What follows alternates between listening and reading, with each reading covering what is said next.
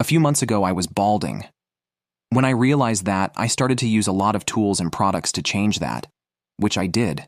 The MVP in my progress is most likely minoxidil, but I have also consistently been using a Derma stamp or dermaroller to increase blood flow, collagen production, and stimulate the hair follicles in my thinning areas. And this is exactly how I have been using it. First of all, if you don't have a similar tool yet, I would recommend to start with the Derma stamp, since you can adjust the needle length and it is very simple to use. Get a disinfection spray and make sure to use it before and after you start stamping. If you are totally new, start at a lower needle length, such as 0.5 millimeters to 0.75 millimeters. As time goes and you feel comfortable, you can work your way towards 1.5 millimeters. Then you just simply stamp the areas where you want to increase hair growth, around 2 to 5 times per session, depending on how you feel.